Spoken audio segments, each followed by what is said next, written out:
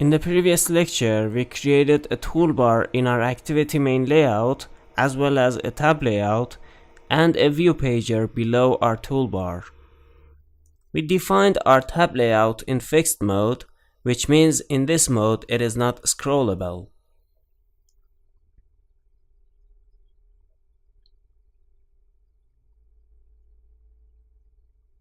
In this lecture, we are going to define layouts for the items in our tab layout. In fact, what we are going to do is that in the layout section, we are going to define a layout for each of the items in our tab layout.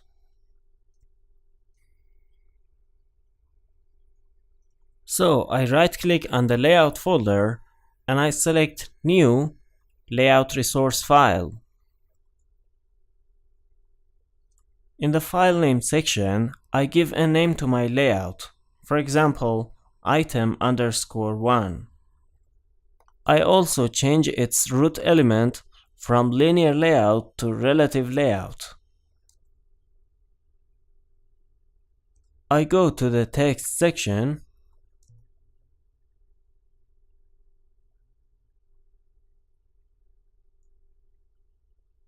I define a text view inside my layout, but you can add any widget or component that you want in your layout.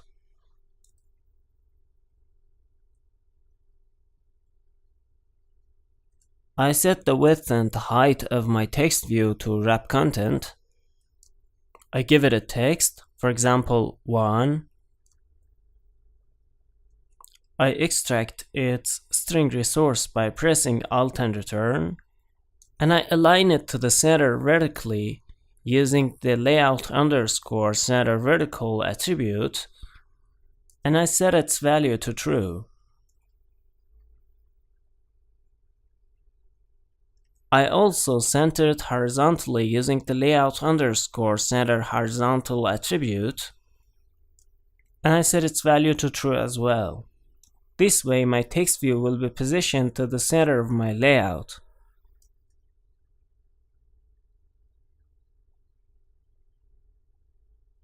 I define a size for it and I set it to, for example, 40 sp.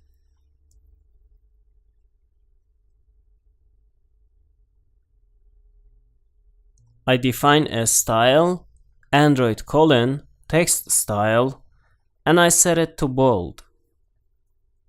Okay, for now I'm done with the item 1 layout.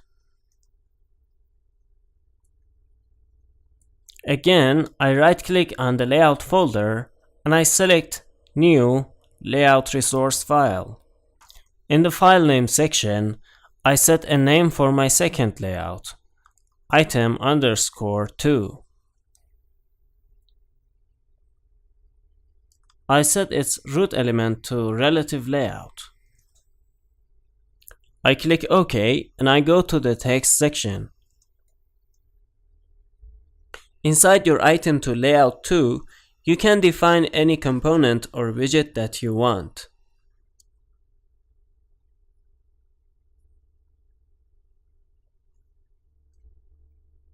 I'm going to copy the text view that I defined inside my item 1 layout and paste it inside my item 2 layout.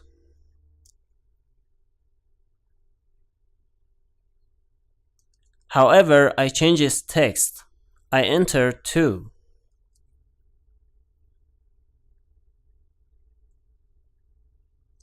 I press Alt and Return, extract string resource, and OK. And that's it for my second layout.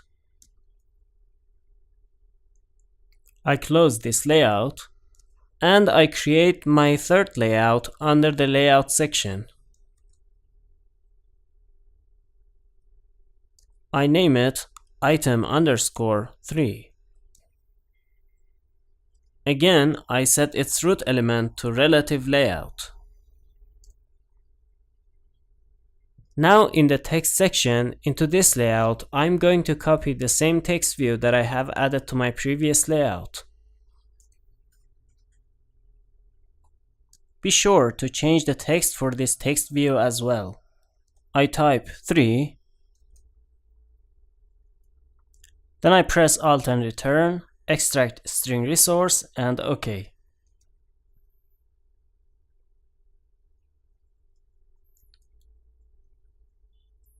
So far, we created 3 layouts under the layout section for the 3 items that we are going to have in our tab layout.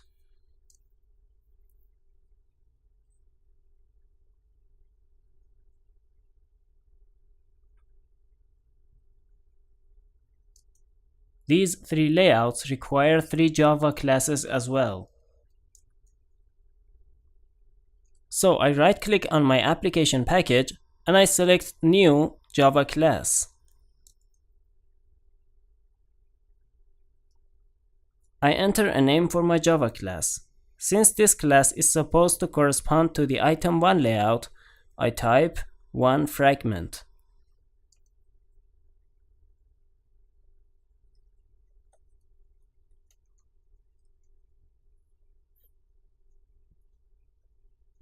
And I click OK.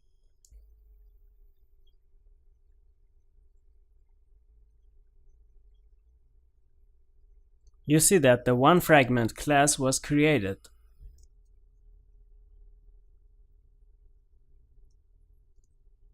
This class must extend fragment. Note that we have 2 fragments, and we are going to use the second one from the Android.support.v4.app package.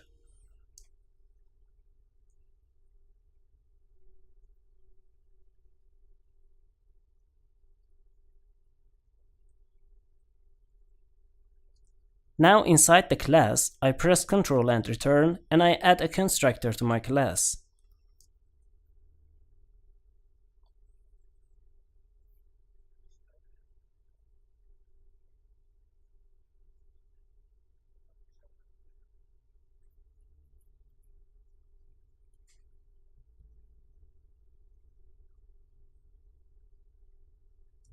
Now we need to override the onCreateView method. To do this, I go to the code menu and select Override Methods. In this list, I search for onCreate and select onCreateView method. Then I click OK. The onCreateView method was added to our class. Next, I'm going to remove the return super statement from this method.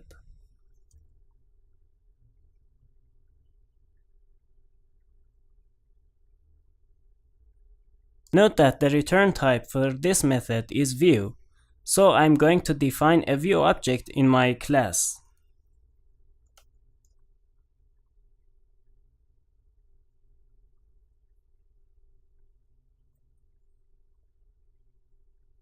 So inside the onCreateView method, I type view equals inflator.inflate. Inside the parentheses, I must enter a layout resource identifier. So I'm going to pass in the layout that I have created for this class.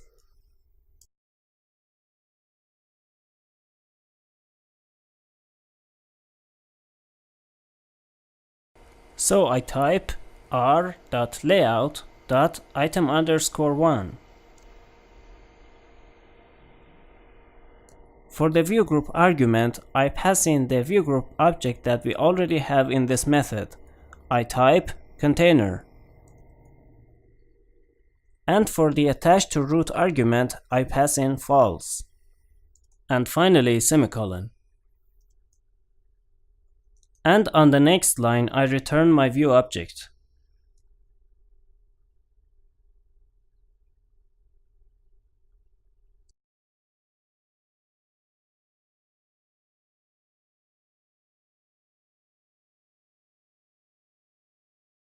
Alright, for now we're done with the 1 fragment class.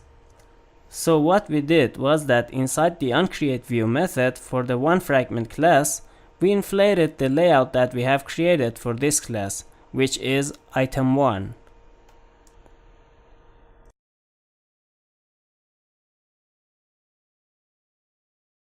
I close 1 fragment and I add a new class. I name this class 2fragment.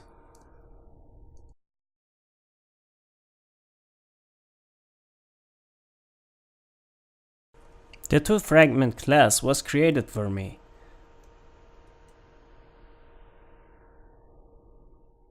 This new class is supposed to correspond to the item2 layout.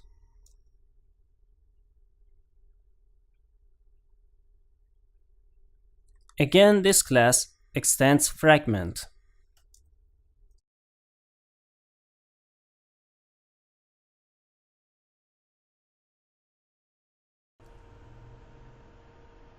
I press Ctrl and return, and I create the constructor for this class. I also override the onCreateView method by going to the code menu and selecting override.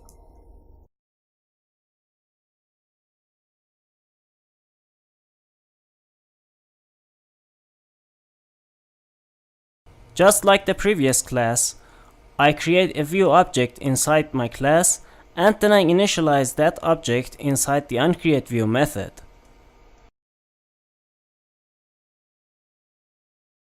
View equals inflator.inflate.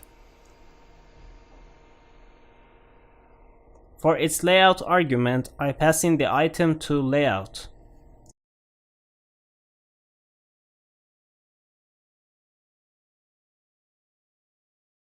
For the view group argument, I pass in the container object, and for the third one, attached to root, I pass in false. And finally, I return the view object.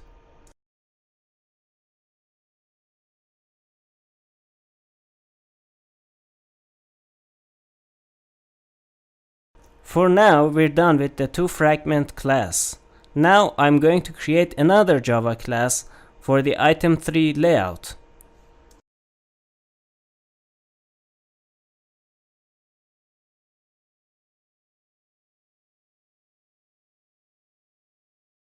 I name this class 3Fragment, and again this class extends fragment.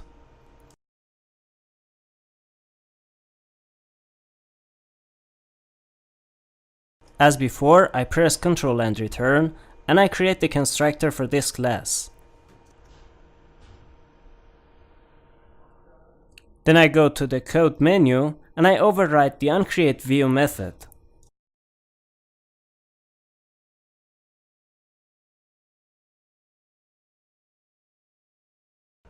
As you know, we create a view object inside our class and then initialize this object inside the onCreateView method.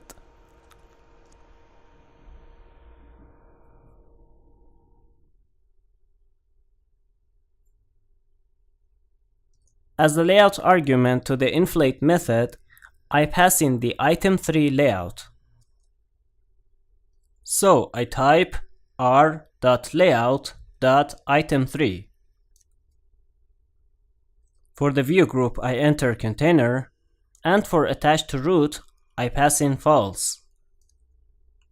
Lastly, I return my view object.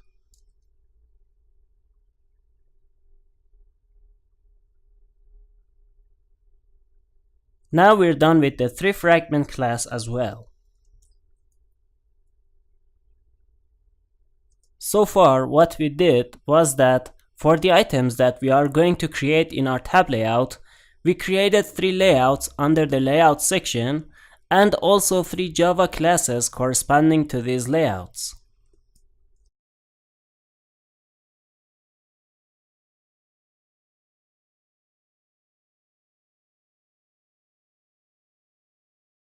Depending on the number of your tab layout items, for each additional item, you can create a layout and a corresponding Java class as we did for these 3 items.